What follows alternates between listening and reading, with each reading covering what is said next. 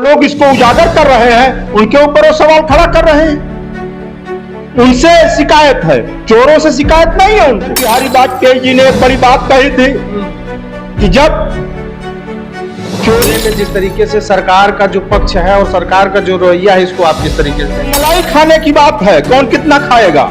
दूध और पानी से ऊपर बढ़ गया है मामला। ये मलाई तैयार हो गई थी। आरोप लगाते हैं कि भाजपा एक मुद्दे को दबाने के लिए दूसरे मुद्दे को उभारती है। लगता है कि इस मामले में भी कुछ ऐसा होने ऐसे अफवाह फैलाने वाले लोग हैं ये भारतीय जनता पार्टी के और संघ के लोग, अफवाह फैलाने वाले लोग हैं। ये चोरों से मिले हुए हैं। कह रहे हैं कि इसमें लोगों को बचाया ना जाए, कुछ लोगों को बचाने का प्रयास किया जा रहा है। साथियों नमस्कार। उत्तर प्रदेश में राम मंदिर में हुए चढ़ावे चोरी की पूरी तरीके से चर्चा है, सोशल मीडिया पर छाया हुआ है। यहां तक कि अयोध्या के ग्रामीण क्षेत्रों में भी इसका असर दिखाई दे रहा है। तमाम जो बौद्धिक लोग हैं वो चर्चा कर रहे हैं इस पर कि भारतीय जनता पार्टी राम मंदिर मुद्दे पर अपनी राजनीति को केंद्र और राज्य दोनों में स्थापित किया, सत्ता पे स्थापित हुई, और इस तरीके की घटना के बाद इसको लेकर क्षेत्र में क्या चर्चाएं हैं और इसका असर क्या होने वाला है, इसी मुद्दे पर बातचीत करेंगे। हमारे साथ साकेत के पूर्व छात्र संघ अध्यक्ष संजय जी हैं। बातचीत करेंगे और इस तमाम मुद्दों पर चर्चा होगी, क्योंकि लगातार आप देख रहे होंगे जिस तरीके से इस मुद्दे को दबाने के लिए या फिर जो इस मुद्दे को उठाने वाले हैं उनको कैसे बैकफुट पे लाया जाए, तमाम ऐसे नैरेटिव बनाए जा रहे हैं, इस पर भी चर्चा होगी। बहुत बहुत स्वागत है आपका। धन्यवाद। आपने देखा होगा जब से अखिलेश यादव जी मुख्य विपक्षी पार्टी के नेता हैं, उन्होंने इस बात को उजागर किया, लगातार चर्चा बनी रही। लेकिन अब जिस तरीके के नैरेटिव आपको देखने को मिल रहे होंगे, जो उसमें आरोपी है टिन्नू यादव, हालांकि आरोपी उसमें और भी बड़े बड़े आरोपी और लोग भी हैं, लेकिन सामने सिर्फ टिन्नू यादव को लाया जा रहा है, इस पर आप क्या कहेंगे? ये केवल जांच को भ्रमित करने के लिए किया जा रहा है। सबसे पहले हम धन्यवाद देंगे समाजवादी पार्टी के राष्ट्रीय अध्यक्ष अखिलेश यादव जी को, जिन्होंने इस चंदा चोरी प्रकरण को उजागर किया। सबसे पहले उन्होंने उठाया और ये चंदा चोरी पकड़ी गई, रोकी गई। इसमें लोग जेल भी गए, अभी कुछ लोग बाहर भी हैं। जांच चल रही है, SIT की जांच चल रही है और जांचें भी चल रही हैं। पुलिस अपना काम कर रही है, लेकिन निष्पक्ष जांच होनी चाहिए, ये भी मांग है। लोग ये कह रहे हैं कि इसमें लोगों को बचाया ना जाए, कुछ लोगों को बचाने का प्रयास किया जा रहा है। उनका नाम FIR में नहीं है, लेकिन जांच के दायरे में वो भी हैं, क्योंकि जमीनों का जो प्रकरण है वो साफ हो चुका है। 2 करोड़ की जमीन 18.5 करोड़ में, 3 करोड़ की जमीन 18.5 करोड़ में, 7 लाख की जमीन 45 करोड़ में, 7 करोड़ की जमीन 45 करोड़ में खरीदी जा रही है।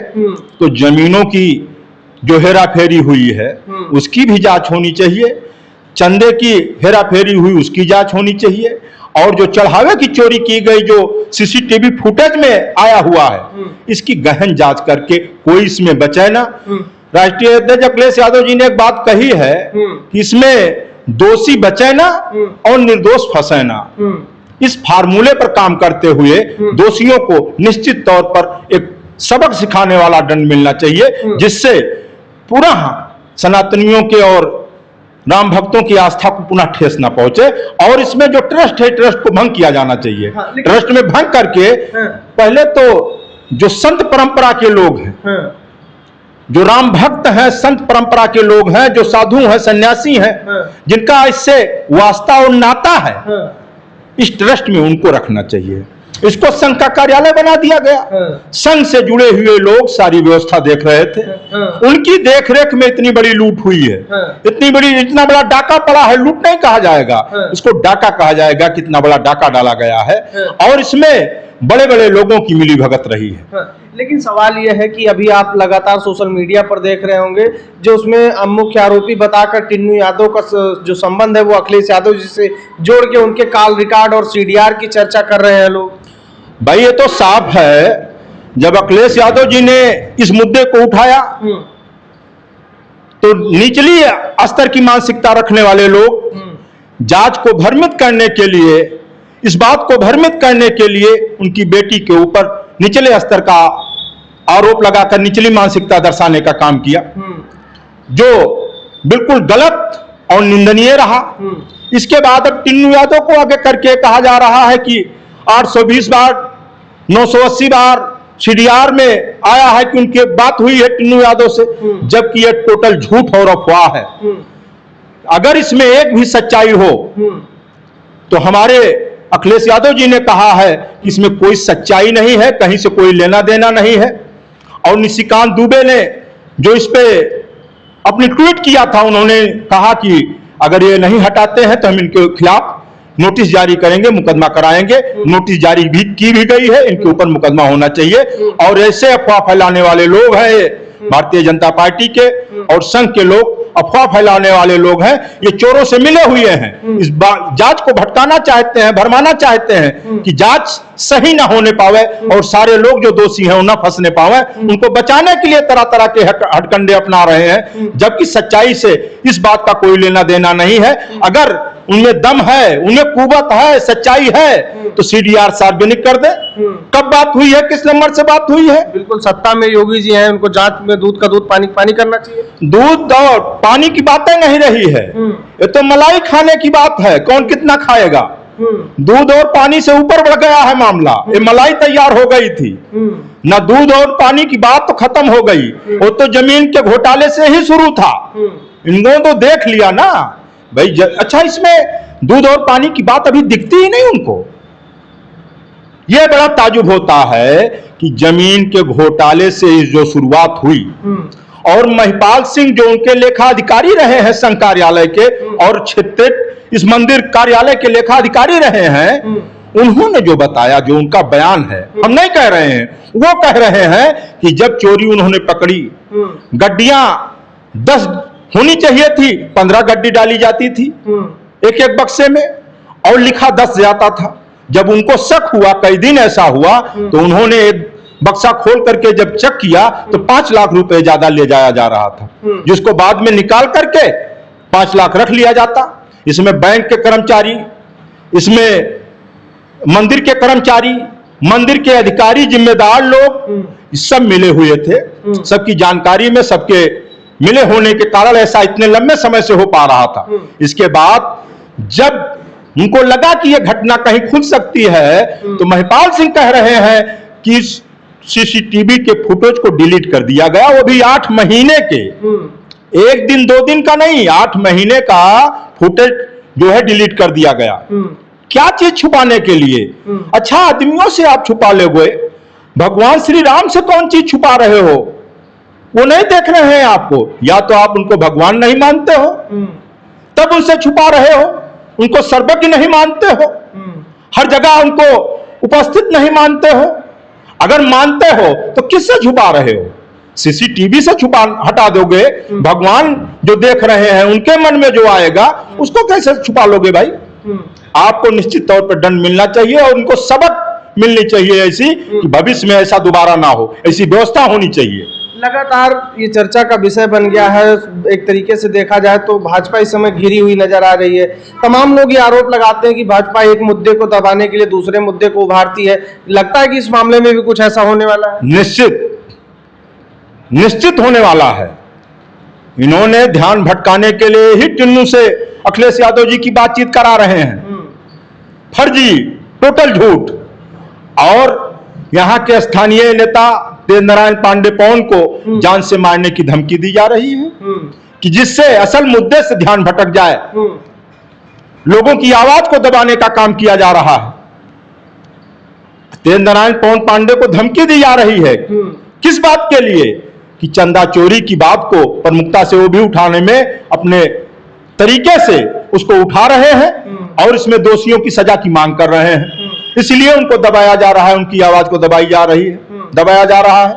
ये उचित नहीं है। कितनी आवाजों को दबाओगे?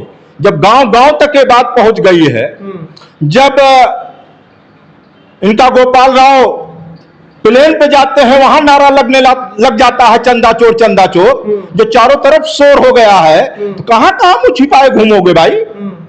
आपकी असलियत को, आपके चेहरे को, आपकी सोच को, आपकी समझ को, आपकी नीयत को लोग जान चुके हैं और समझ चुके हैं।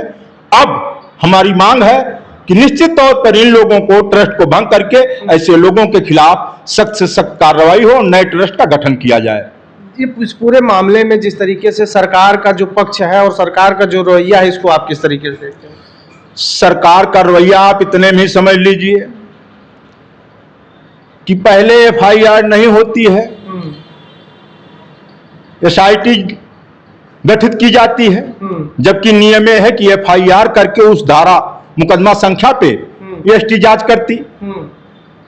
किस चीज की जांच करा रहे थे? और इसमें एफआईआर में भी एफआईआर करा कौन रहा है? ट्रस्ट के लोग ही करा रहे हैं। वही दोषी हैं, वही चोर हैं और वही एफआईआर भी करा रहे हैं, वही चौकीदार भी हैं। अटल बिहारी वाजपेयी जी ने एक बड़ी बात कही थी कि जब चोरी होते समय आपका कुत्ता न भौंके तो मान लेना चाहिए कि ये चोरों को जानता है और उनसे मिला हुआ है। जो लोग चौकीदारी पर हैं, सवाल उनके ऊपर खड़ा हो रहा है। वो क्या कर रहे थे? इतने लंबे समय से इतनी बड़ी डकैती हो रही है और उन्हें कुछ पता ही नहीं है। मुख्यमंत्री योगी बाबा हर हफ्ते आते हैं और उनको कोई भनक ही नहीं लगती है कि भगवान प्रभु राम के मंदिर में क्या चल रहा है, क्या हो रहा है। उल्टे जो लोग इसको उजागर कर रहे हैं उनके ऊपर वो सवाल खड़ा कर रहे हैं। उनसे शिकायत है, चोरों से शिकायत नहीं है उनको तो सख्त कार्रवाई चोरों के खिलाफ करनी चाहिए, डकैतों के खिलाफ करनी चाहिए जिन लोगों ने गड़बड़ी की है। और उल्टे वो विपक्ष के नेताओं को कोस रहे हैं। ये दर्शाता है कि दर्द उनको है और उनकी शिकायत चोरों से कम है, चोरी खुलने की ज्यादा तकलीफ उनको।